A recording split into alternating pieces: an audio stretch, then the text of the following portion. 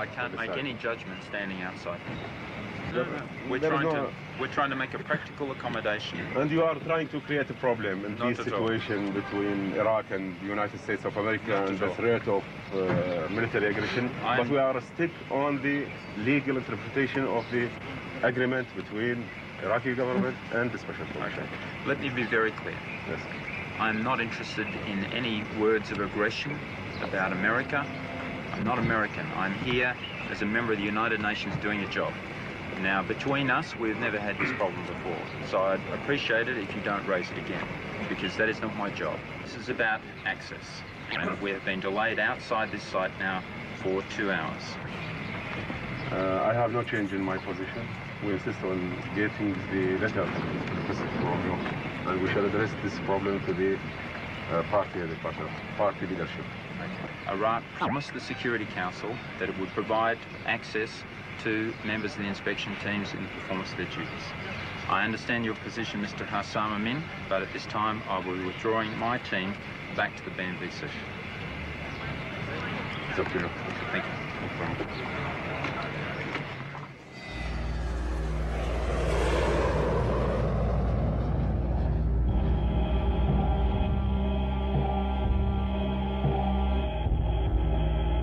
Earlier today, I ordered America's armed forces to strike military and security targets in Iraq. Their mission is to attack Iraq's nuclear, chemical, and biological weapons programs and its military capacity to threaten its neighbors. The international community gave Saddam one last chance to resume cooperation with the weapons inspectors. Saddam has failed to seize the chance. And so we had to act, and act now.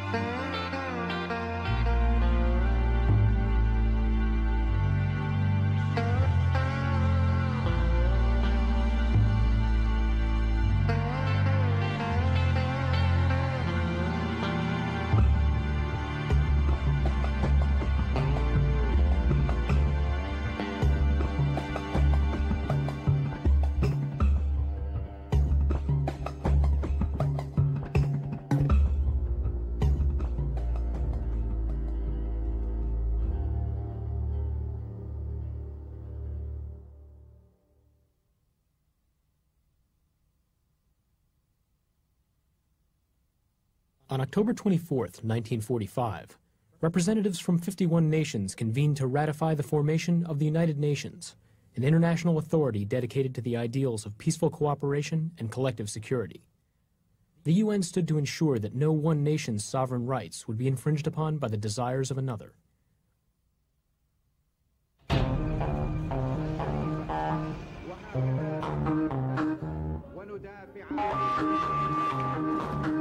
In August of 1990, Saddam Hussein's Iraq invaded the sovereign nation of Kuwait.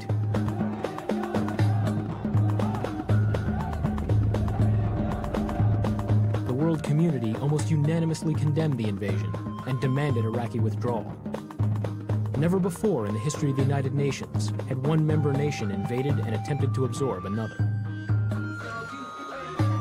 I feel that it is my moral duty as Secretary General of the United Nations, a peaceful organization, to do everything in order to avoid the worst. The United Nations first acted to stem the invasion without force. The Security Council imposed a strict program of economic sanctions on Iraq. In particular, these sanctions cut off oil exports, which cost Iraq nearly $60 million a day and cast the country into economic turmoil. As the sanctions wore on, the United Nations authorized a United States-led coalition of 29 countries to apply military force if the sanctions failed to remove Saddam from Kuwait.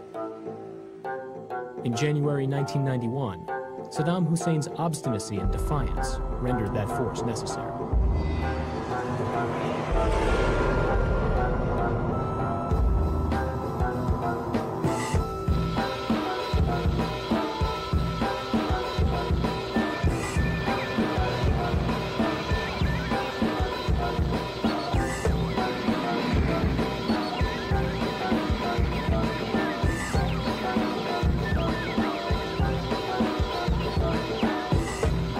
Tonight, the Kuwaiti flag once again flies above the capital of a free and sovereign nation, and the American flag flies above our embassy.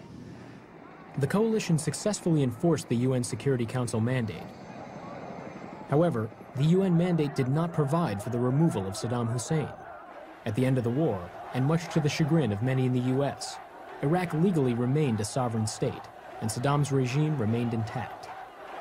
The Security Council did agree that Saddam continued to pose a threat to the region, and in particular, they were concerned with his weapons of mass destruction. The Security Council passed Resolution 687. This document called for Iraq to declare fully its holdings of chemical, biological, and nuclear weapons, as well as its ballistic missiles. The resolution also called for the creation of the United Nations Special Commission, or Unscom, to verify Iraq's declarations, to oversee the destruction of these weapons, and to set up a system of long-term monitoring to guard against future reconstitution of these programs. The resolution states that once all of these criteria have been met, the Security Council will release Iraq from the stranglehold of economic sanctions. The man picked to head the Special Commission was Swedish Ambassador Rolf Ekéus, a world-class diplomat with an extensive resume in the field of disarmament. My belief that the ceasefire resolution, which contained the very simple deal, Iraq, you give up your weapons of mass destruction, and from the UN side or from the coalition side, we should allow you to get back to your oil exports. As we know, Iraq is has one of the largest reserves in the world, oil, and certainly I calculated that this was a deal Iraq couldn't refuse. I saw, therefore, the job of weapons as a purely technical job. I didn't see any political ramification. Ekéus began to assemble a team from among the most respected technical experts in the world. We were focusing upon recruiting our specialists from countries which had the knowledge of the weapons. US, obviously, United Kingdom, obviously, France, Russia, but also Germany. There were no diplomats, there were no political types. So that reflected our belief that our job was to certify Iraq's declaration and supervise the destruction. And we expected full cooperation by Iraq. On April 18, 1991, Iraq submitted the first declaration of its weapons of mass destruction to the Special Commission. Inspectors began the process of accounting for and destroying these weapons. Missing from the Iraqi declaration, however, was any mention of biological or nuclear weapons, programs that many in Unscom believed to exist. Of course, the very first inspection showed that Iraq's declarations were woefully far from the truth. And that then put the whole operation on a different footing, which is one of digging out the truth, not of verifying a presented fact. It became apparent that in order to perform the duties of its mandate, Unscom would have to seek out information from other sources. We were depending upon governments to provide us with what they could have assembled over the years. I started, I think, on my third day to write a letter to some 60 states. We got only one answer. That was from the United States government, which sent us some data.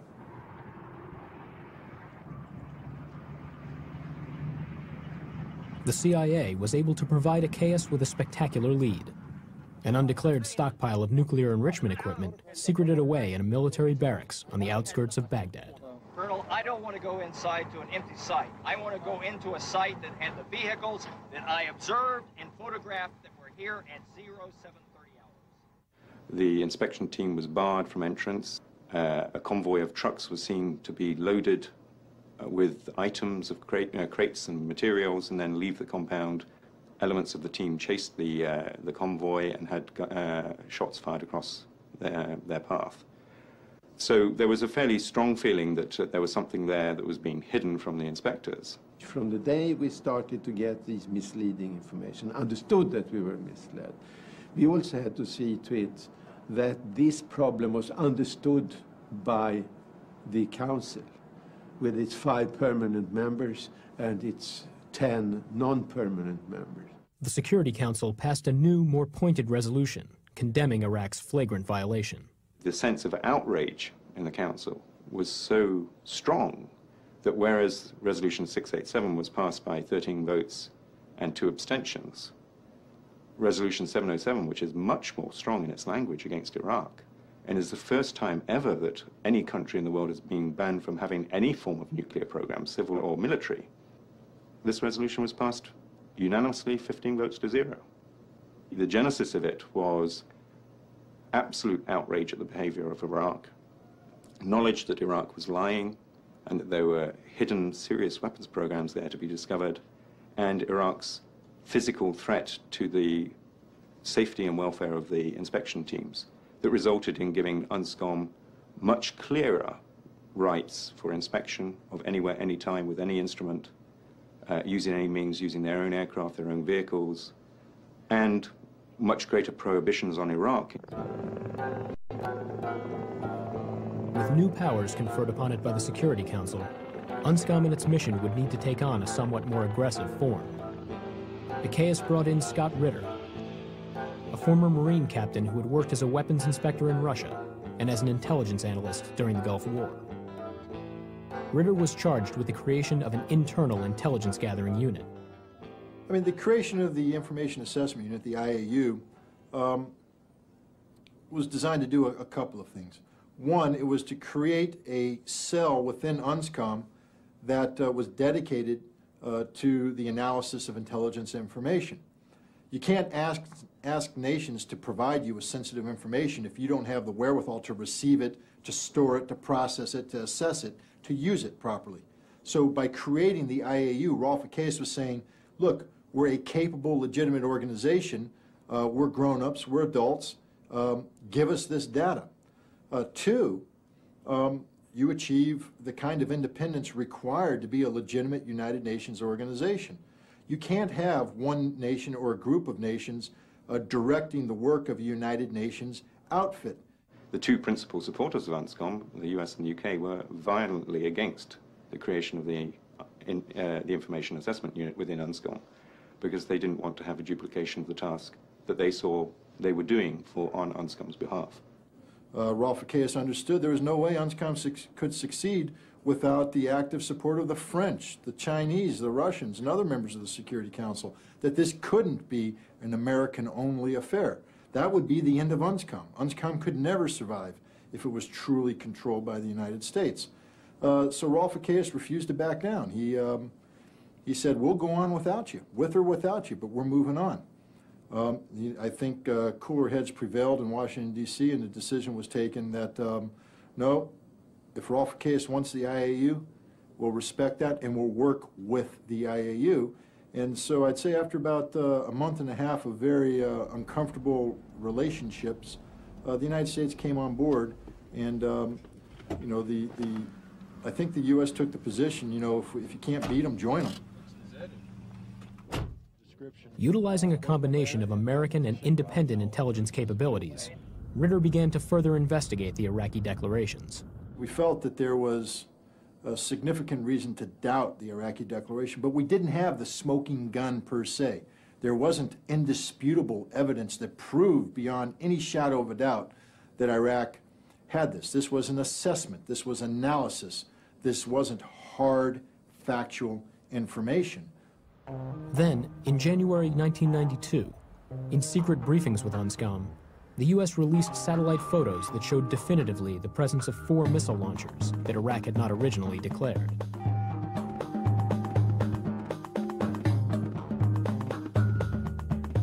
Rolf ICAES then turned to others in the Security Council and hinted that we had the smoking gun, that there was no doubt that the Iraqis were lying, and that Unscom was going to pursue this issue until its obvious conclusion. In parallel with the Security Council meeting, where it became evident that the US fleet was sailing up the Persian Gulf towards Iraq, with the obvious implication that there may well be military action. We felt that this was it. This was going to be the trigger for war. We were going to go into Iraq. There was no way the Iraqis were going to cooperate. and the hammer was going to come down. We felt we were on the verge of a second Gulf War.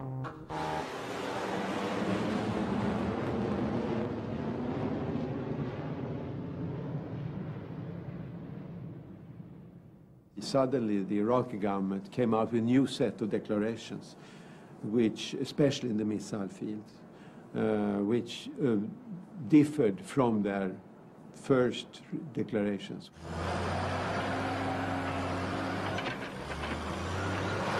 Narrowly averting a military confrontation, Iraqi officials now claimed that they had kept nearly 100 illegal Scud missiles from the inspectors, but that they had destroyed and buried these missiles in secret in the summer of 1991. We have the first missile number.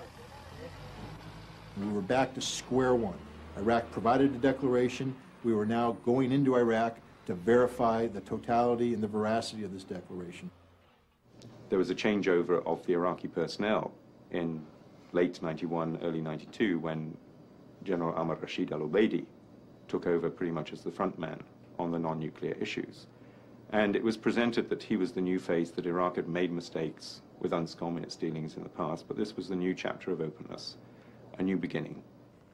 Towards the end of 91, we had strict instruction from our leadership, from our government at the time, to make sure that we fulfill all our obligation under Section C of Resolution 687. And at the time, I was the man responsible for this. And I remember we made sure by almost November, I think, of 91, that all what is needed by that resolution was fulfilled. But despite its new face, Iraq's posture failed to fully convince the inspectors. Once Iraq started down the path of lying, the standards of verification become much more stringent. The Al-Nida launchers, you declared, with your original declaration, you declared 2. You have now come and declared 4 additional. There was something as big and important as a launcher to say that there was a confused situation and you didn't know where 4 launchers were when you made your original declaration. This brings into question all the numbers associated with the Scud program, especially concerning the operational Scud force, and this is why we need the level of information that we request. We'd been told the big lie, so we felt we needed documents that not only proved that Iraq destroyed this material, but we needed documents that backed up the intent of Iraq to show that there was no ill intent. We needed documents pertaining to orders issued to military units to destroy missiles. We needed documents pertaining to the political decision made by the government of Iraq to get rid of these missiles. Unscom had to turn to the document trail to try and get a fuller picture of what Iraq actually had done. And that's why the emphasis then went from inspections and verification of Iraqi declarations to looking for documentations, which were looking for the archives in particular, which would give Unscom the big picture of what they should be counting down from in their verification and destruction efforts. And in June of 1992, we received a tip from British intelligence that said, yes, we do have information. We think the archives located in one of 3 locations in downtown Baghdad.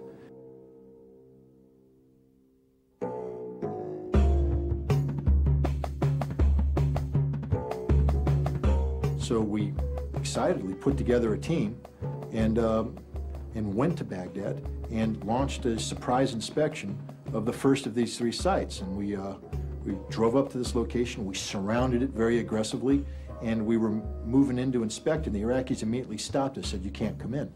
So why not? They said, this is the Ministry of Agriculture. Inspectors are not allowed inside a ministry. As per standard practice in these issues of standoffs, Unscom went to the Security Council and said, this is the situation. And the normal Security Council reaction to that would be to issue a presidential statement demanding that Iraq permit access and threatening serious consequences should Iraq not comply. Now, serious consequences was the language that said that there would be military intervention. But then, to the surprise of everyone, the U.S. delegate, the ambassador of the United States, raised his hand and said, I don't think we should talk about serious consequences. And, you know, the shock among the others, the Brits and French and Russians who were supporting us in this was tremendous. But US didn't want to have that language, and so it was taken out. So it's talked about a serious violation, but not about serious consequences. This sent a very strong signal to the Iraqis that the principal supporter and the sole participant able of launching a military attack on Iraq was not prepared to do so. It emboldened them to further challenge Unscom and this particular inspection. To the Iraqis, this is a part of their state. It's something that is a symbol of the sovereignty and the independence and the dignity of Iraq.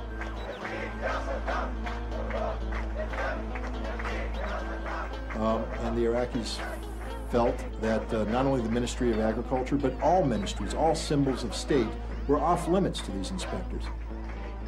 I mean, the situation on the ground was deteriorating. I mean, we're sitting here surrounding the facility, and surrounding us are thousands of screaming demonstrators.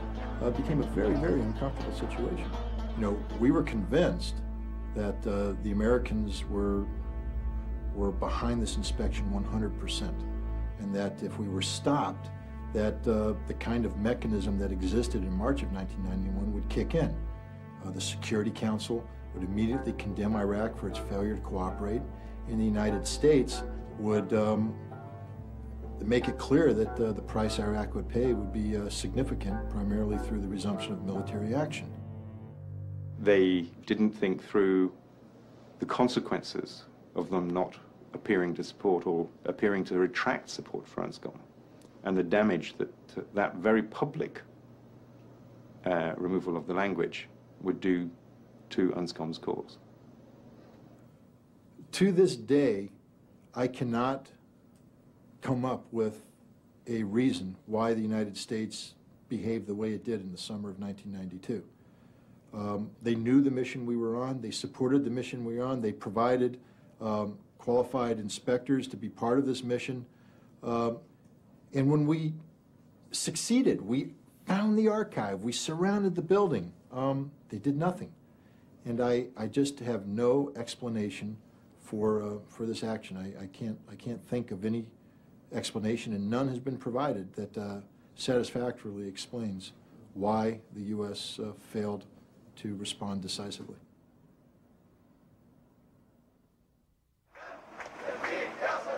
After the disappointment of the Ministry of Agriculture inspection, many in Unscom were convinced that the days of confrontational document searches were over. The inspectors felt they had to do something to regain the respect of the Iraqi government, and they needed to show the Security Council that they were not about to give up. Okay, we're not going to get the documents that allow us to verify with one wave of the magic wand all of Iraq's declarations. So what do? We start attacking their declarations from a technical standpoint. And we organized technical inspection teams to go into Iraq to carry out very and thorough investigations. But these were investigations about, did Iraq declare all of its fuels for Scud missiles? So we sent inspectors into Iraq to take fuel samples, not only out of fuel containers, but in all of their petrochemical facilities, to take fuel samples out to find out if they could produce fuels for ballistic missiles.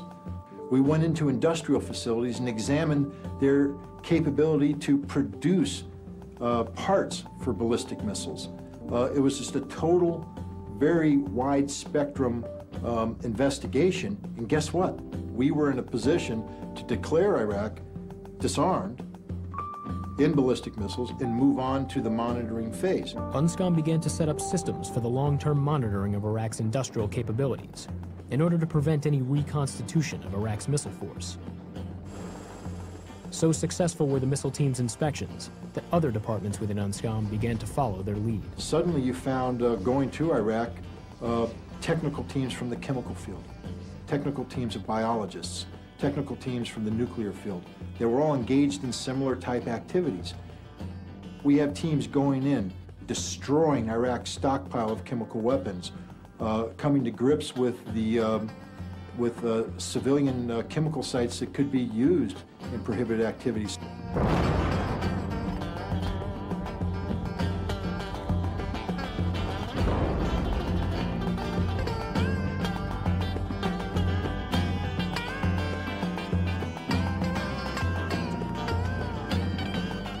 So Unscom is having success on a wide front. We're coming to closure on Iraq's weapons of mass destruction programs. It's a very exciting time to be in Unscom.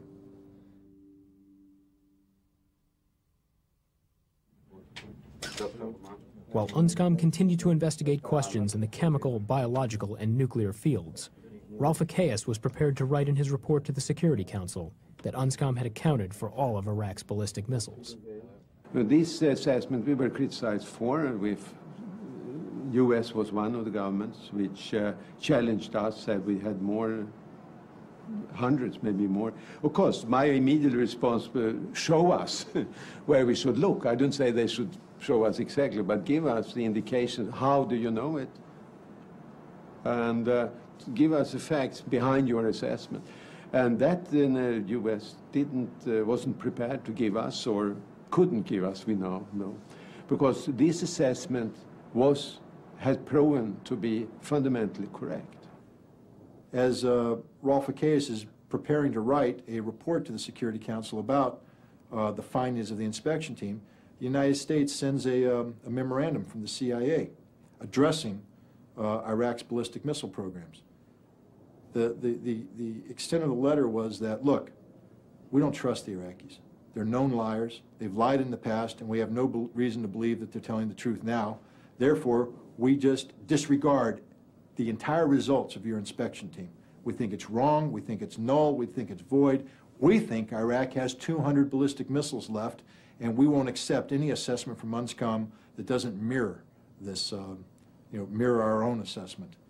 And after a series of meetings with the CIA, suddenly a briefing was provided.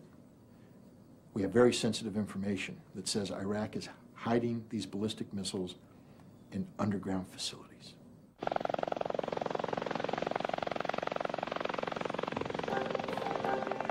Now forced to disregard their own assessments in favor of the CIA's sudden assertion, Unscom inspectors had no choice but to return to the fields of Iraq. Their mandate was the same, to uncover the truth, but that truth would prove increasingly elusive as this new round of inspections wore on. Rising to meet the CIA's challenge, the Unscom inspection mechanism took on a more high-tech appearance. The familiar white UN helicopters were refitted with sophisticated ground-penetrating radar, designed to scan huge swaths of the Iraqi desert. One of two things would happen. A, we would either find the missiles buried underground, which is a great success. Or B, we'd find nothing, and the U.S. couldn't challenge that response. The radar-equipped helicopters flew over Iraq for nearly 2 months at the behest of the CIA, probing the landscape below for any signs of the hidden missiles. And we found nothing. There were no missiles buried under the ground. Rather than embracing the conclusions that Unscom had, the U.S. said, we think there's 12 to 20 missiles, and that's what you have to find. We were back to square one. Very frustrating. There's a lot of people, myself included, who began to say, look, they're just going to continue shifting the lines. They're going to continue fabricating assessments because they don't want Iraq disarmed. They don't want to deal with the reality of a disarmed Iraq. And as an inspector whose job is to carry out the mandate of Security Council, this was an unacceptable situation. There was increasing pressure from those who were the biggest creditors of Iraq, Russia and France, that the process had gone on long enough. Unscom couldn't be expected to find any more, and therefore the sanctions should be eased. We're in a increasingly difficult situation where Russia, France, China were saying, hey, look, enough's enough. Come on, guys. We've been doing this for a couple of years now. Do you got any smoking guns? No? Game's up. Game's over. Declare Iraq disarmed, let's move on. But the pressure was equally on Unscom not to rush into such a declaration from the US and UK, who still harbored serious doubts. Despite the fact that we had tremendous success in the field of ballistic missiles, we weren't as sure about our assessments concerning Iraq's chemical, biological, and nuclear capability. We needed new data, and we needed data bad. In early 1994, Israel started insinuating they were ready to help the Special Commission. So we entered into technical discussions with the Israelis. The Israelis sent over teams to New York who met with the various experts, and they just provided a vast amount of new information. One of the most spectacular being in the field of biological weapons. I think that created a serious turmoil and problem, because biological weapons had been the ultimate secret, something Iraq had defended at all costs, even if they cooperated in other fields. There they were stalling. France and Russia, who wanted the sanctions lifted, went to Iraq and said, you have to come clean. And that pressure paid off in a declaration in June by Iraq that it had a biological weapons program. The program was completely obliterated even before inspectors came to Iraq for the first time. It was completely obliterated. And what was not declared was information about it. And that's all. And once they admitted the biological weapons program, our inspectors just started putting the pressure on the Iraqis, and more and more and more admissions were made. The disclosure of Iraq's chemical weapons program and its destruction. The tracking down of pretty much all of the ballistic missiles and their destruction. The destruction of materials for their production and for the destruction of production of chemical weapons were all achieved. With a great deal of input from Unscom, the IEA had tracked down not just uranium enrichment programs, but an entire weaponization plant at Al Athia. All of that had been destroyed and accounted for, and materials removed from Iraq. So the achievements were absolutely spectacular, way beyond what any of the original architects of Unscom had ever imagined. To the point where by the summer of 1995, we were starting to get comfortable with our understanding of the totality of Iraq's weapons of mass destruction programs. We didn't have 100% confirmation about everything that had been destroyed, but we were able to ascertain that 90% of it was accounted for. And when you're talking about weapons of mass destruction, 90% means that you have eliminated their ability to produce weapons, that they don't have any weapons left, and the final percentages that remain are just the useless vestiges of former past programs, which in their totality mean nothing. So we had fundamentally disarmed Iraq. We have been asked to agree to 687. We agreed. We have been asked to fulfill. We fulfilled. Now it is the turn of the other side also to fulfill. It's part of the deal.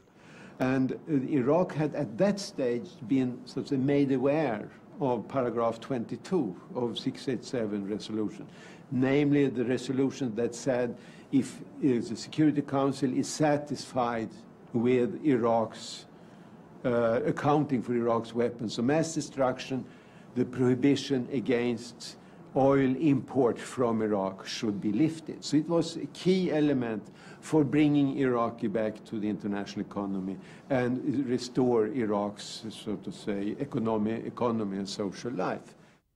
The Iraqis confronted Achaeus, pleading that with their entire war machine finally laid bare, the time had come for the Security Council to reward their compliance. The Iraqis threatened that if sanctions were not lifted as promised, they would discontinue their cooperation with Unscom. And I think at that particular time, the executive chairman, Rolf Achaeus, was basically running out of ideas, and there was increasing political pressure to bring the work of Unscom to an end. We hadn't found anything, inspection after inspection after inspection.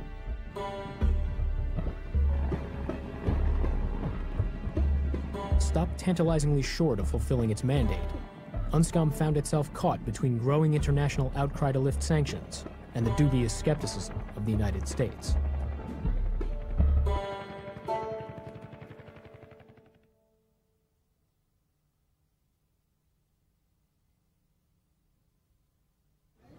On August 8, 1995, an entrance was made on the world stage that would have spectacular repercussions for Unscom and Iraq.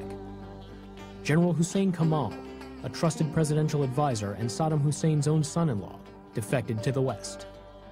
Kamal had been the man in charge of building Iraq's arsenal of weapons of mass destruction. Besides Saddam himself, no man alive knew more about the secrets of Iraq's weapons. And Iraq contacted me immediately after the defection, if I may call it, and said, you must come to Baghdad. And if you go first and talk to this Hussein Kamal, we will see it as an unfriendly act. So come first to us. Ekeas traveled to Iraq, where he was escorted to Hussein Kamal's chicken farm located on the outskirts of Baghdad.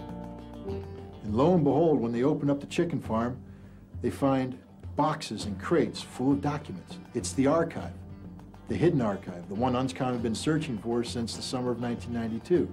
The data Unscom needed to confirm its findings or to challenge Iraq's statements was there laid before the Special Commission. And it soon became clear to us that, that as we waded through these millions of pages of documents, there was no more smoking gun, that Iraq was probably fully disarmed. As the inspectors continued to check the Iraqi declarations against the information contained in the archive, Ralph Ekeas and his team traveled to Amman and met with the defector Hussein Kamal. Kamal corroborated what Unscom had found during its technical inspections, that Iraq had, indeed, destroyed all of its prohibited weapons. But everything wasn't rosy with the Hussein Kamal declaration. For in addition to his statement that everything had been destroyed, when he talked about these documents, when he talked about the computer disks and the production molds, he said they were being concealed in Iraq by presidential security forces, the Special Republican Guard, under control of Saddam Hussein's son, Qusay, and that this was a concerted effort directed at specifically misleading the Special Commission, of concealing information from the Special Commission. So we started where some of our inspectors, Nikita Smidov, Scott Ritter and others, started to analyze how did Iraq conceal this. We had to go after the method to hide. I felt it was so important because this was a final, so to say, element we needed to get the full picture, so we could declare that we had completed our task.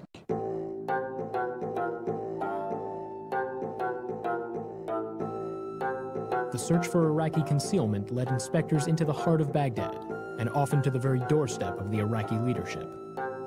We're being prevented from taking the video still. There are armed guards outside this facility. Please, I told you one thing. From the very beginning of these new inspections, Unscom found itself in one confrontation after another. The Iraqis began denying access, claiming that these were sensitive sites and were therefore off limits to the inspectors. The early series of inspections, we were quite often stopped at one side of the wall, which we couldn't see over, at gunpoint, knowing probably full well on the other side of the wall was the information that we wanted to get to. And we were that close. It was so close, you could almost smell it. Why should they go to the security sites? The Republican Guard is the military power which preserves security in the country and which is used to defend the sovereignty of the country. Why should they enter those sites? Settle down. Settle down. No, you do not touch my inspector. The inspectors, referring back to Resolution 687, claimed that they were well within their rights to inspect any site at any time.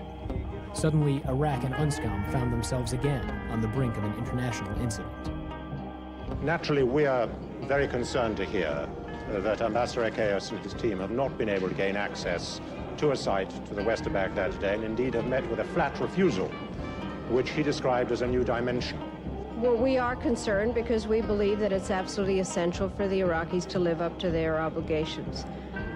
And we want to make sure that Ambassador Ekeas has the knowledge that he has the full support of the Security Council in what he is doing, and that the Iraqis understand that support is there, and that they have an obligation to abide by their resolutions.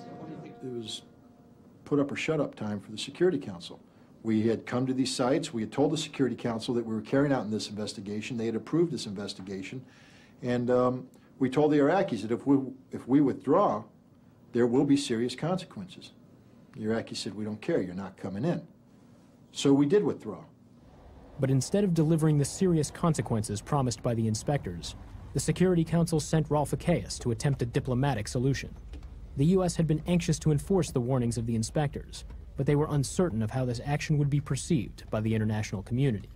For whatever reason, the U.S. felt that they didn't have enough justification for this military action based upon the results of the inspection alone, that they needed to give it one more effort.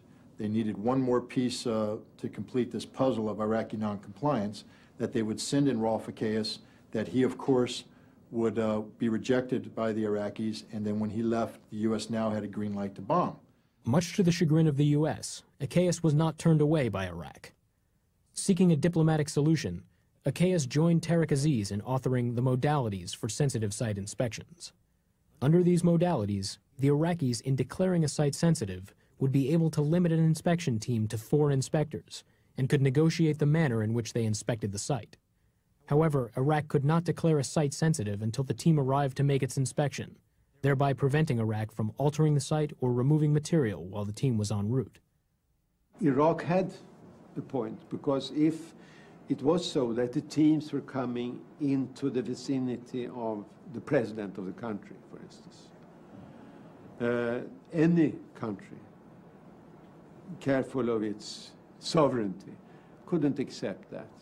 So when Rolf Ekéus comes back with this diplomatic compromise, there was a lot of frustration in Washington, D.C. They felt that Rolf Ekéus had betrayed them, had sold them out, had sold out Unscom, and many people in Washington, D.C. Lost faith in Unscom at that point in time. They felt that Unscom was no longer a viable inspection organization. Here you've got Security Council Resolution 687, which is probably the most hard-line resolution ever imparted to a weapons inspection regime. And then you've given it all away in one quick breath. Clearly, it seemed like a good political compromise at the time. But some of the sites that we had to inspect were massive. And you could quite easily be inspecting one building with 4 people, and you could never do the job efficiently or effectively. The inspectors soon found that the new modalities for the inspection of sensitive sites played almost solely to the advantage of Iraq. Inspectors were repeatedly delayed in their efforts to gain access to inspection sites.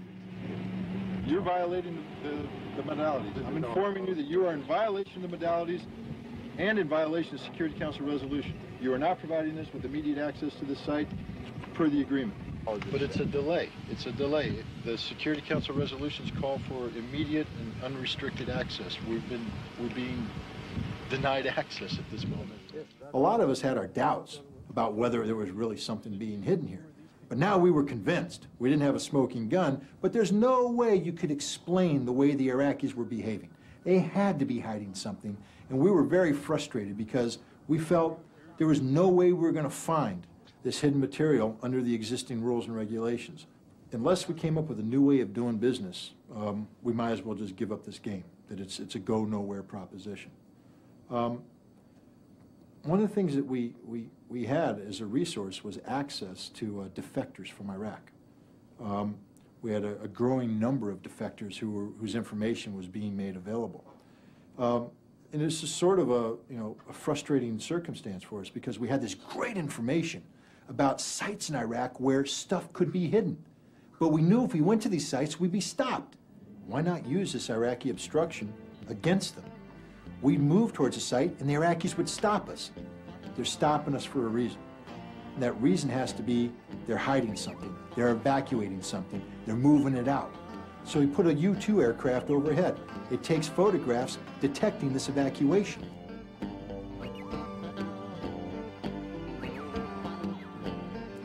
We also could see the Iraqis getting on the phone, making telephone calls, controlling this evacuation. So we put a team of radio intercept operators in place in our headquarters to intercept these communications so we could hear these orders. So when the Iraqis stopped us, suddenly we got a full picture of the scope of concealment. And it was a very successful operation for Unscom. The inspectors made great strides collecting credible data concerning Iraq's use of Special Republican Guard vehicles and personnel in past concealment. But this only served to heighten their suspicions and began to raise more questions than answers. But having headed down this path of investigating concealment, all we succeeded in doing was raising the suspicion of many inspectors, myself included, and also the United States and Great Britain and Israel, that Iraq was indeed hiding something. We couldn't quantify what they were hiding, but they were hiding something. This, of course, was in direct contrast to the technical results that the inspectors were bringing in from the evaluation of Iraq's the chicken farm documentation, from our own technical evaluation of Iraqi declarations, which said we've probably come to the end in terms of Iraq's weapons of mass destruction programs. So I felt that Unscom was in excellent shape.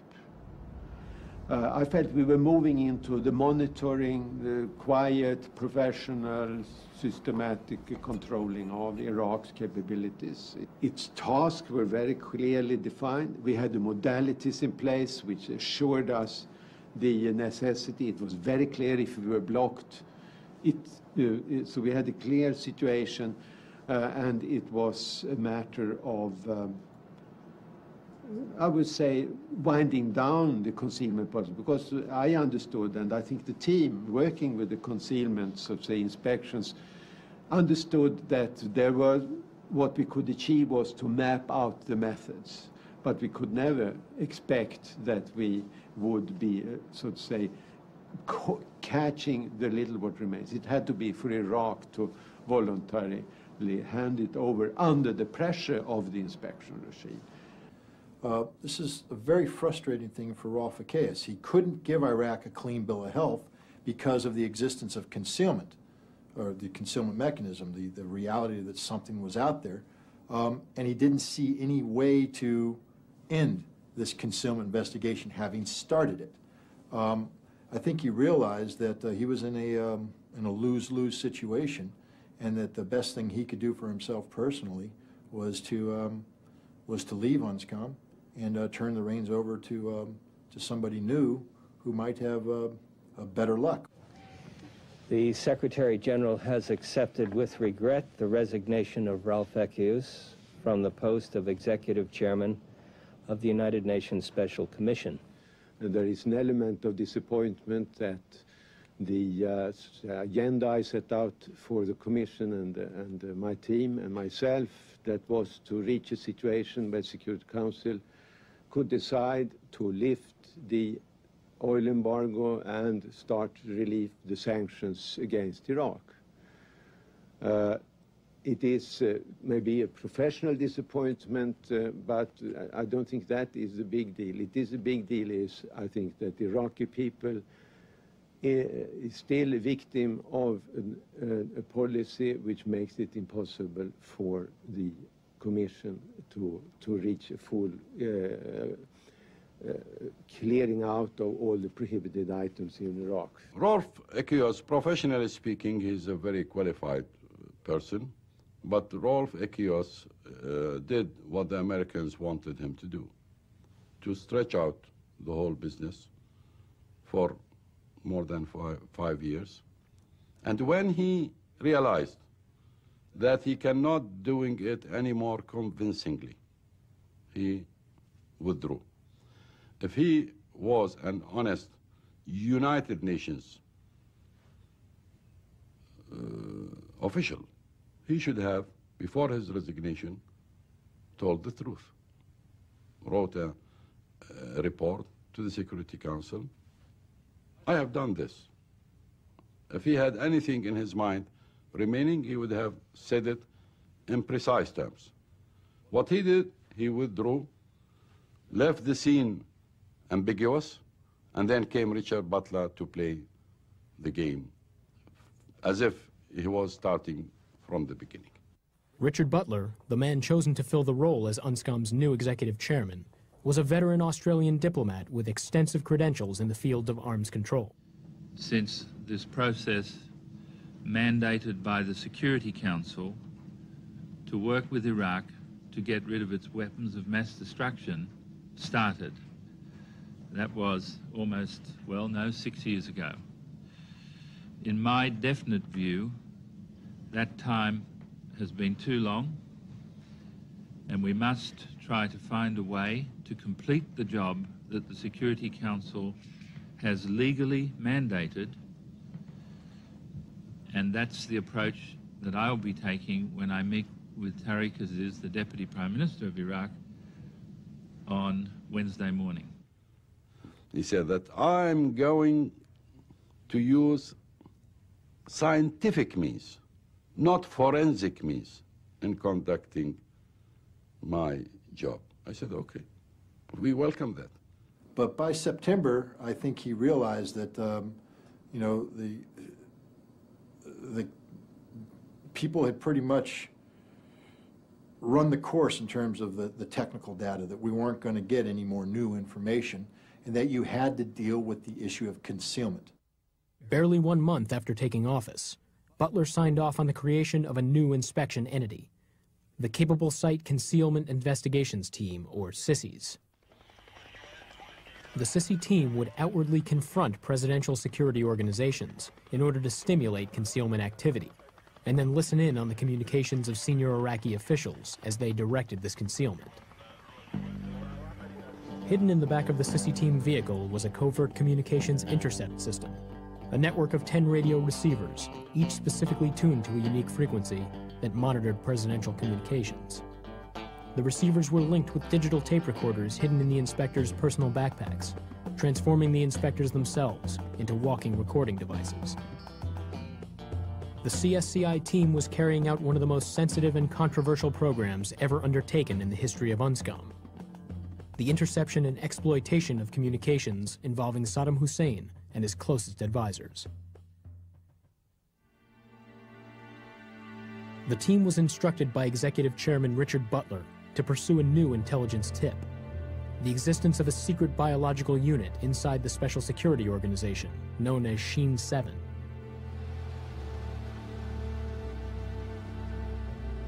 During Unscom 207, we had to conduct an evening inspection of a facility very close to the Republican palace within Baghdad, Saddam's palace. I was leading the convoy. As we started to cross over the junction itself, an Iraqi soldier jumped out into the road, leveled his weapon at the vehicle, and as we drove past him, I heard him actually make the weapon ready. The soldier turns around. The next vehicle in the convoy is mine. The soldier's in a panic at this point. One car had just pushed through, heading towards a very sensitive area. He was responsible for protecting it. He looks at me, sees my car coming, feels threatened, and he chambers around in his weapon. He gets down in a position, he starts screaming at the top of his lungs, and he's clearly panicked at this point. There's a second individual, a uniformed Special Security Organization guard, who comes out of his position, sees what's happening, pulls out his pistol, and runs around and levels his pistol at my head.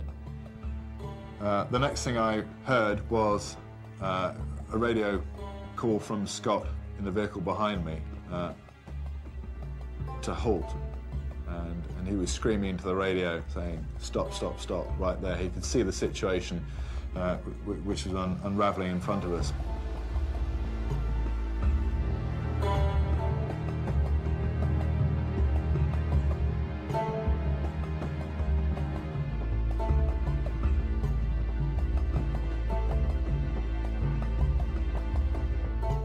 We knew we were in an extremely tense situation.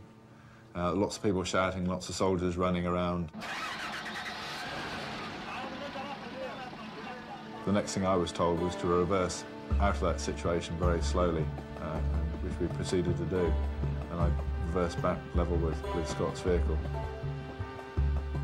My next orders over the radio, to me, it was stay where you are, do not move, and there were orders to the rest of the convoy as well that everyone was to stay in their vehicles, no one to make any move to get out of the vehicles. And there were some very, very tense moments, and no one really knew what was going to happen next, what the reaction of the Iraqi Secret Service, or wrong, the Iraqi military was going to be.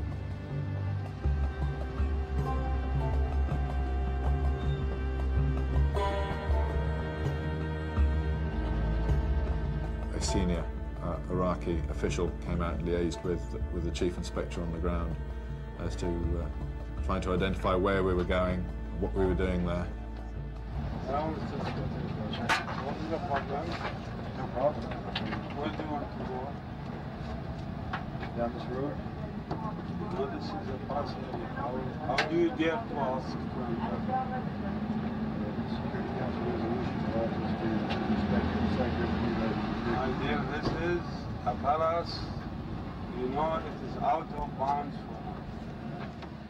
Ritter and his inspectors had been stopped tantalizingly close to their target. Although not technically a presidential building, the Al Hayat building was in a presidential area, adjacent to a presidential palace, and as such was deemed off-limits to Unscom. And Amr Rashid looked at me and he said, "Mark my words, you are making a fatal mistake. This will be the death of Unscom. Your insistence to try and inspect this facility is the end of Unscom. Mark my words."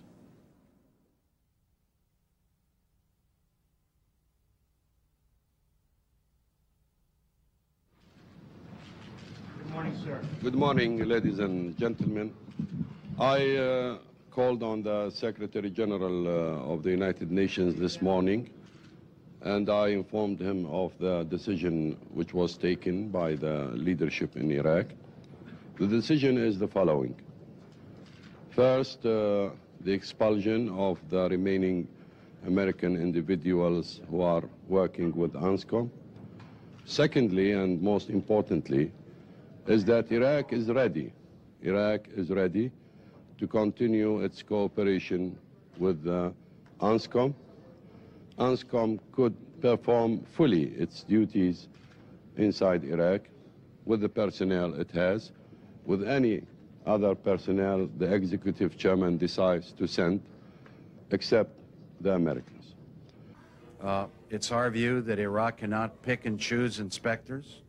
It is our view that, once again, Iraq is violating UN Security Council resolutions, that it cannot politicize Unscom. They want to spy on us.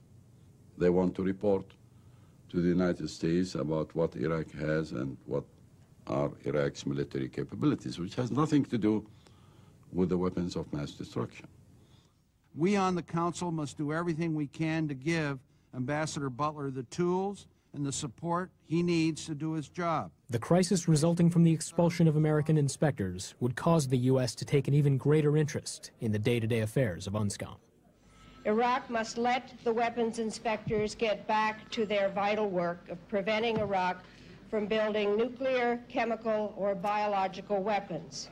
And it must permit those inspections to proceed without interference or conditions. Madeleine Albright worked very closely with Yevgeny Primakov, the Prime Minister of Russia, on how to resolve this situation. And the Russians, of course, have very close links with the Iraqi government. Primakov struck a deal in which he convinced the Iraqis to allow the inspectors back into Iraq, to include Americans, and let them get on with their work. But Primakov promised the Iraqis that he would work very hard to push Unscom towards a resolution. It was our objective at the time. We deal with it constructively. We deal with it positively, not because we believe that they will report to the Security Council that Iraq fulfilled, but to prove to those members within the Security Council, except the British and the Americans, that really we convinced them that Iraq has really fulfilled. Richard Butler instructed Ritter and the Sisi team to continue with their concealment investigations, despite diminishing returns. In the ensuing months, the CSCI team was sent on a number of inspections that yielded no new information or prohibited materials. One assignment, typical of those suggested by the CIA at the time, sent inspectors to a so-called high-priority target in western Iraq. When inspectors arrived, they were greeted by nothing more than a collection of empty trenches dug into the desert sands. A lot of the information that we were given was provided to us by the Americans. It was either out of date, it was incorrect, or it was completely false and designed to take us down the wrong sort of path as opposed to the disarmament path. The primary aim of having us on the ground to be able to react within a moment's notice of any new information coming into New York just wasn't used, and on a few occasions we actually thought we were going to do or be fired off on a credible task. Very often after 2 or 3 days preparation, that task would then be cancelled, and this happened a number of times. It was extremely frustrating. By early December 1997, the irritated Sisi team took advantage of the lull to send a Christmas message to their senior staff back home.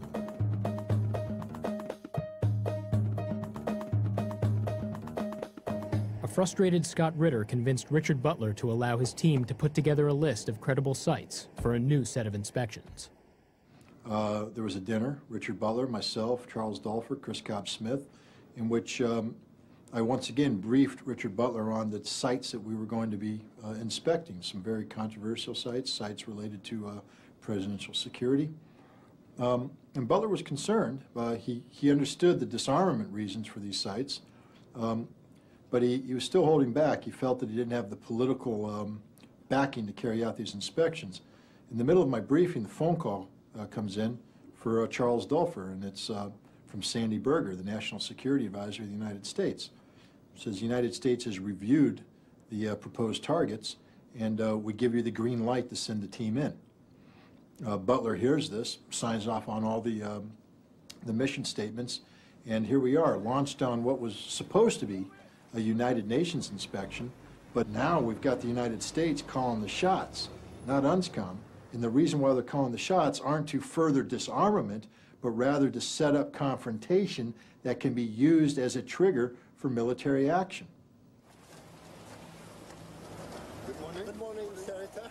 Rather than letting the inspection run its course and allowing the inspectors to create a confrontation over the issue of access, that is, to have an inspection team try to get into a facility and be stopped by the Iraqis said, "The hell with it.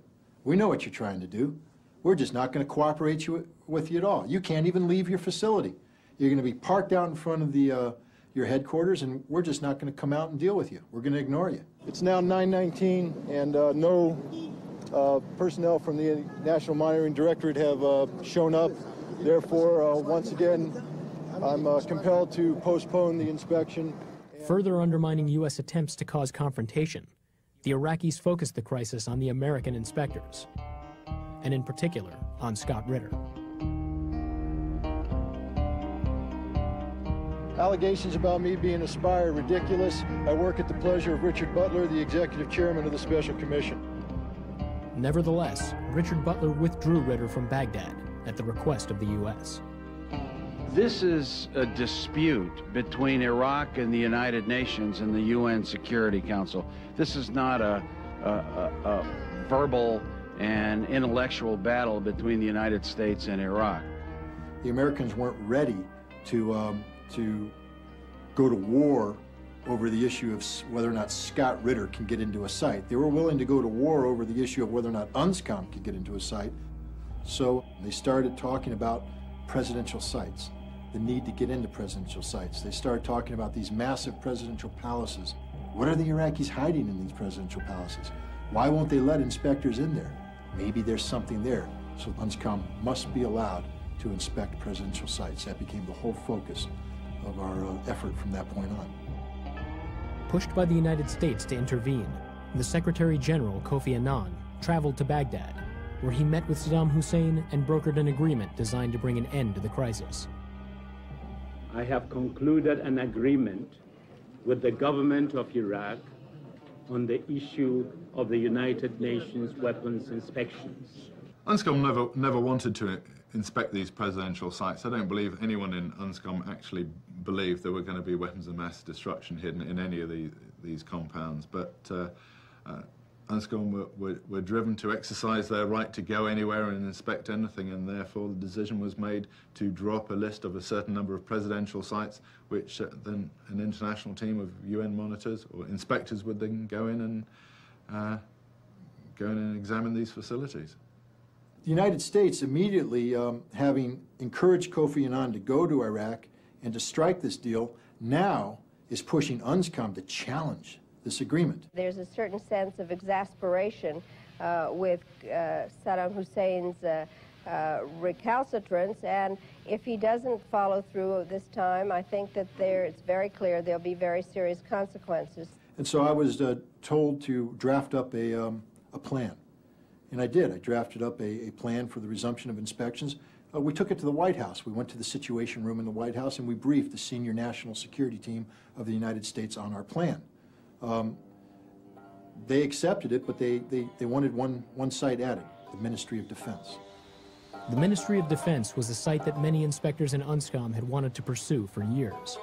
However, both Rolf Ekéus and Richard Butler had deemed the site far too inflammatory and were never convinced that there was enough evidence to risk a crisis. Butler and Ritter were summoned to Ambassador Bill Richardson's office in the U.S. mission. It's myself, Richardson, Butler, Dulfer, and the Deputy U.S. Ambassador. Butler gets up, walks over to a chalkboard, and draws a line down the middle. He writes inspection timeline, U.S. action. Draws down the dates, and he circles a date. And he turns to me and he goes, "You got to provoke a confrontation by this date so the U.S. can bomb by this date." And I went, "What do you mean, provoke a confrontation?" You have to do the Ministry of Defense here because the U.S., after you do that, has to start bombing. And they only have 5 days to bomb. And they have to finish the bombing by this date because it's Ramadan. It's amazing. You have a United Nations official, the executive chairman of the Special Commission, sitting there telling his chief inspector to go to Iraq, provoke a confrontation, so that the United States can bomb without the authority of the Security Council. It will be purely a unilateral bombing mission by the United States. It was ridiculous. But I went ahead and carried out the inspection because that's my job. I'm a weapons inspector. I was chief inspector, and I was told to go into Iraq and do a mission. But I guarantee you the mission I was going to do was going to be conducted within the framework of the mandate given to me by the Security Council, not the unilateral instructions of the United States, even if those instructions came through the person of Richard Butler. They sent Mr. Scott Ritter, they instructed Mr. Scott Ritter to inspect the Ministry of Defense. And the intention was that Iraq will definitely not allow the team to inspect. We show up at the gates and the Iraqis say you can't come in. It's too sensitive. This is the ultimate symbol of sovereignty. Amr Rashid shows up on site. I talk with Amr Rashid. He understands that they have to let us in. I made that point very clear. Iraq understood from experience that this is a politically motivated inspection. It has nothing to do with documentation. It has nothing to do with proving that Iraq has fulfilled or not fulfilled. It's purely to undermine the MOU between Iraq and the Secretary General. So Iraq, and I was representing the government of Iraq on the side, agreed to conditions which are very harmful to Iraq's sovereignty, but we agreed to prove to the whole public opinion, whole world, that Iraq has nothing to hide. So we asked Mr. Scott Ritter and his team to enter the Ministry of Defense. And we spent many, many hours inspecting the facility of the Ministry of Defense with substantially more than the 4 inspectors laid down in the modalities. But there was nothing in there. It didn't matter what kind of orders they gave me to precipitate a conflict. As long as I did my job, I'm safe. And I felt that there was still a job to be done, that there was still room for me to maneuver. It was becoming increasingly difficult. The United States was not being very cooperative with the work I was trying to get done, especially after I pull out of Iraq without causing the war that they wanted. Ritter's actions led to a new conflict between himself, the United States, and his own boss, Richard Butler, this time over the issue of the top-secret signal-gathering operations that were still being undertaken by the CSCI team. I came back from Iraq, and I immediately found out that the U.S. was orchestrating having this intelligence capability removed from my team, removed from me, and turned over completely to the United States. This is plainly unacceptable. I confronted Richard Butler directly about this. I said, boss, you can't do this. All along, we fought to make sure that we could never be successfully charged with carrying out espionage on behalf of any member state. And one of the keys to the SIGINT operation is total control of the effort by the Special Commission, by my team. I was the one entrusted to do this. I'm the expert, my team's the expert, and what have you done? You've shut it down and you've turned it over to the United States. We no longer have control over the process. This is nothing but espionage. We cannot be involved in this. You must shut this operation down. Richard Butler refused to do so.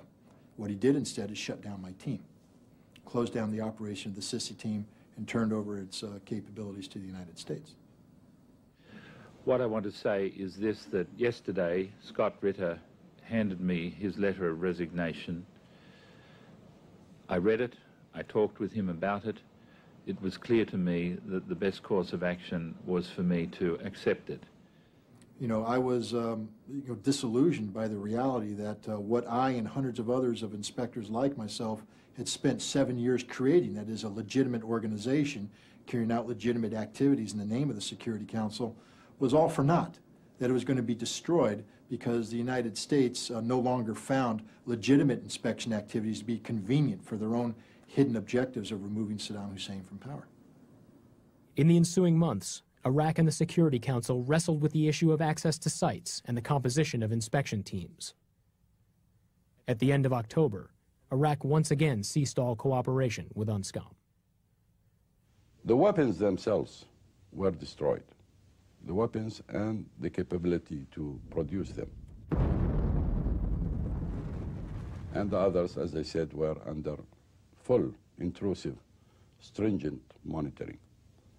During the whole years of 1991, 2, 3, 4, 5, 6, and 8, 7 and 8, the Security Council didn't take any step towards easing the sanctions. It was the United States which refused any step to be taken in that direction. For these long years of cooperation between Iraq and UN, between Iraq and Unscom, a lot have been done in order to destroy, to dismantle the new Iraqi programs of weapons of mass destruction. And unfortunately, there have been no real positive moves from the Security Council, from the UN to recognize these achievements. It was so obvious to everybody, this is a game, a political game. It has no grounds to the resolution 687. So Iraq started to gain momentum politically, and it proved to everybody that Iraq has fulfilled. And now it is the turn of the Americans in the Security Council to admit that Iraq has fulfilled its obligation. Iraq does know what needs to be done. We've given them the list of remaining disarmament requirements. They can do this the legal and orthodox way by cooperating with us, or it seems that there'll be big trouble. Once again, under the threat of U.S. military aggression, Saddam reluctantly agreed to let Unscom continue its work. Richard Butler chose Roger Hill to lead the next inspection, Unscom 258. I think that going into it, I had a sense, even though it was unsaid, that if Iraq did not comply with the requirements of the Special Commission to allow us access into certain areas, then the consequences would be quite severe. And I think that the US had made that position eminently clear to Iraq prior to the inspection taking place. When I found out Roger was coming to New York to prepare to go in, I went out to dinner with him, and we had a long discussion about what he was getting involved in, and I cautioned him. I said, Roger, you know, you've been part of Unscom since 1991. You and I both know that we fought long and hard to preserve the independent character of Unscom. Be careful, friend. I think you're being used. I think your inspection team is a setup. I think are going to be used to precipitate a military conflict with Iraq. Our position is that the ACAOS modalities you were talking about in terms of sensitive site are being enforced because clearly... Without consulting the Security Council, Richard Butler informed Roger Hill that the ACAOS modalities for sensitive sites were not to apply during Unscom 258. As far as the Executive Chairman is concerned, those modalities are not enforced at the moment. I think I want to ask you, please, directly, if you believe that these modalities are not enforced, you would believe like that? That's absolutely. This is not the case. Richard's instructions to me were essentially that the sensitive site modalities were not to apply. Iraq had agreed to the original 687 requirements, which was basically immediate, unconditional, unrestricted access. And that was, on that basis, I started my inspection program.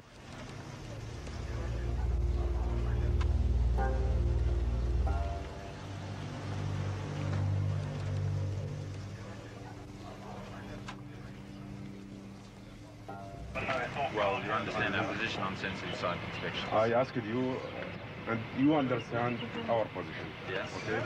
We think that the modalities for inspecting sensitive sites are still valid. Okay.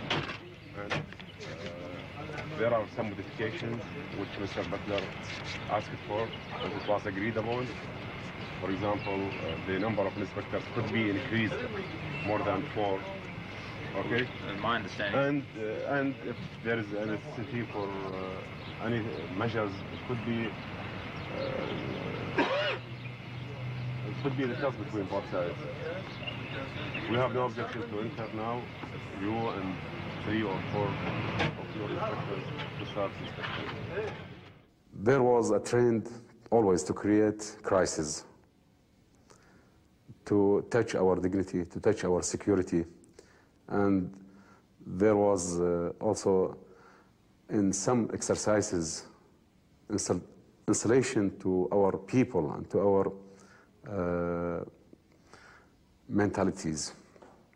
So I think the non-trust relation between both sides was because of Unscom behavior. The game was clear to us. It's a pretext used in order to continue the situation without any final settlement to it. Your position is that sensitive site modalities are enforced. My position at the moment, the instructions are given to me, is that that's not the case. Now, in order to get on with my work for today, what I want to do is go in, have a look around, and maybe we used this term the other day, be flexible about this site so that we can get the job done. And we can worry about the issue, you know, in a political sense, whether the UCAL is sensitive, whether the chairman disagrees with that position later on. I just want to go and do the job. Well, we do the job, but according to the model. Okay? There is no ACAOS sensitive size model, nor Butler sensitive size model. There are sensitive size models according to the agreement between Iraq and the Special Commission. The chairman is the chairman. There is nothing personality, whether ACAOS or Butler. Sure, I understand what you're saying. I'm just saying there is no personality, whether Mr. Tariq Aziz or Mr. Amr Mohammed Rashid or Mr. Amr Saadi. It is Iraqi government. It is an agreement between the Iraqi government and the Special Commission. If you throw away modalities, you couldn't ask Iraq to stay on its signed undertaking. Even if we didn't sign any, I declared the modalities. But I saw that as my word, and that the word on behalf of UN, on behalf of Unscom. That's how we would do it. We will stay. Of course, if someone would like to change it, they have to accept that the contract is broken. I think you want to touch it, you want to destroy this modalities. Because this step is political. When you are saying that I will go inside with the number of my inspectors, this means that you want to make it practically invalid. No, we want to make it... I sense this, Mr. Roger. No. We're trying to make a practical accommodation. And you are trying to create a problem in this situation between Iraq and the United States of America and the threat of military aggression. But we are stick on the legal interpretation of the agreement between Iraqi government and the special commission. Okay. Let me be very clear. Yes. I'm not interested in any words of aggression about America. I'm not American. I'm here as a member of the United Nations doing a job. This is about access, and we have been delayed outside this site now for 2 hours. Iraq promised the Security Council that it would provide access to members of the inspection teams in the performance of their duties. I understand your position, Mr. Hassam Amin, but at this time I will be withdrawing my team back to the B&B session. It's okay. Thank you. The Iraqis have said that your team did not follow the modalities for special site inspections. Is there any truth to that, or? Well, it's interesting. Iraq has sent out several messages today about their blockage. One began by criticizing us. The other seemed to back off. I don't know which Iraqi message is the authentic one, but I do know this: what we did was right, what they did was wrong. And as I said, I'll wrap all that up in my report to the Security Council, the Secretary General of the Security Council next week.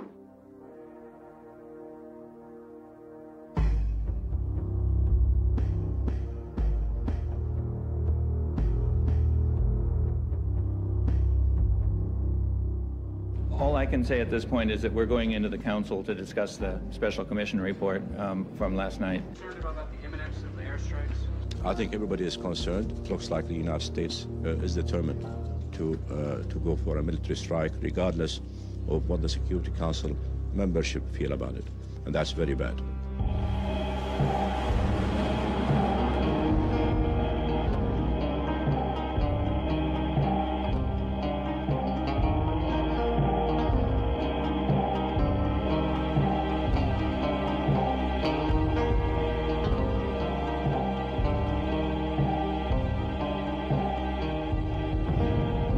China is strongly opposed to any act of power politics that unilaterally resorts to the use or threat of the use of force in international relations while circumventing the Council.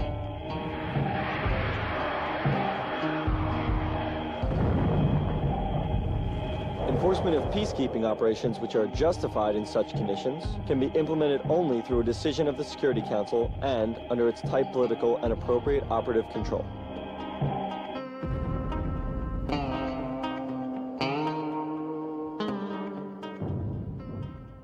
I have heard that there have been suggestions, including amongst some of you, that the timing of this report and the purpose of this report was in some way structured to suit United States purposes. That is utterly wrong. I think that the whole work of Unscom, especially during the last 3 weeks, was heavily influenced by the United States in order to reach out to this conclusion. The disagreement between Unscom and Iraq should be resolved through dialogue and consultations.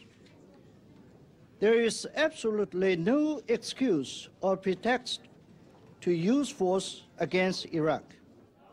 In the eyes of many in the Security Council, Operation Desert Fox demolished Unscom's credibility, allowing the United States to single-handedly undermine the integrity of the United Nations.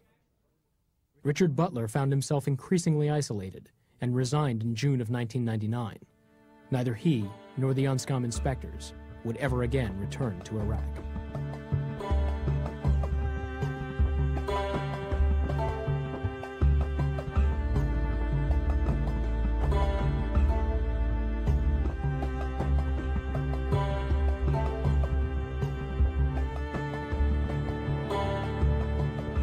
It is not the international community that is keeping the Iraqi children and people from eating. It is Saddam Hussein.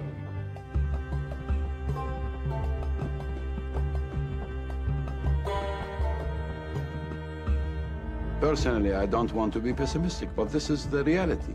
The reality that America is preventing the Security Council from dealing fairly with Iraq. You do not punish people. You do not punish innocent children and adults of a country because of the crimes committed by their leadership.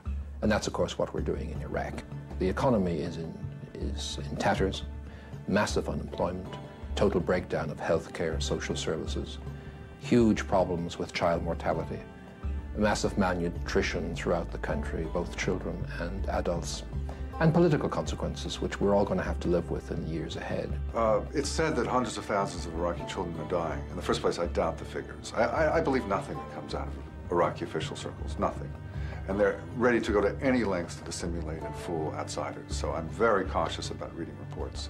Well, you know, it's very difficult to verify all of the figures that are used, and they range from, I think, 1 million to 1.5. One answer to that is that it doesn't matter whether it's 1 or 1.5. 1 is also far too many. 500,000 is too many. 1,000 is too many. The Security Council should do its deal. What promised Iraq, what they signed vis-à-vis Iraq regarding 687. They should lift the sanctions. Once sanctions are lifted, Iraq would continue to abide by the resolution 687 and relevant resolutions.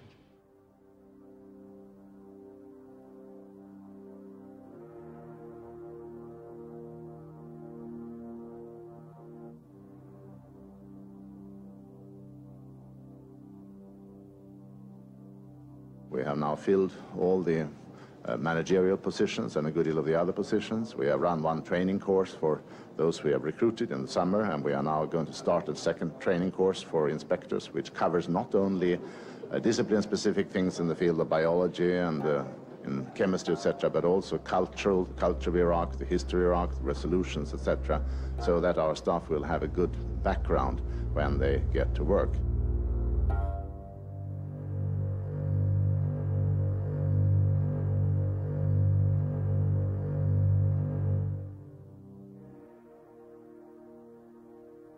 $1284 is a roadmap, and the key here is Dr. Blix and Unmavik, and he says he's ready to go in. It's up to Saddam Hussein. As I say, you know, it's a little bit like Alice in Wonderland. The key's on the table. All he has to do is pick it up. Well, as you know, we did not deal with Resolution 1284 from the very beginning, and we made our position clear that this resolution is not a solution to the problem. It does not lead to lifting the sanctions. Unscom, using its technical assessments, had been saying since 1995 that we had fundamentally disarmed Iraq. There wasn't anything of significance remaining, but this wasn't good enough. Clearly, that calculus has to change. The Security Council has to come up with a new way of evaluating the situation that allows qualitative judgments to come into play. I don't think they've been gotten rid of. I think that Saddam has done everything possible, a great sacrifice to his country and indeed even to himself, to hold on to weaponry. In other words, he's forgone well over $100 billion in revenue in order to keep his hands on the weapons. So if by some miracle he doesn't have them today, he will have them tomorrow. I think the biggest misperception out there today in the United States is that Iraq represents a threat to the American people and to the national security interests of the United States. Iraq is a defanged tiger. It's a nation that has a devastated economy. It's a nation that has virtually no meaningful military capacity. And for us to array our considerable wealth and power against Iraq is unfortunate, not only for the Iraqi people, but for the United States. There's much better things we could be doing with our money and our time, besides pursuing a brutal dictator to the point of debasing our own moral and intellectual values. The Secretary General acknowledged for the first time that the battle of words is being lost, and it's not Saddam Hussein who is now held responsible for the unnecessary deaths of thousands, hundreds of thousands of children and adults. It's the United Nations itself. And he lamented this fact because He, quoted the Charter in a sense, which says that the United Nations is there to protect the well-being of people, not to destroy their lives and not to kill their children.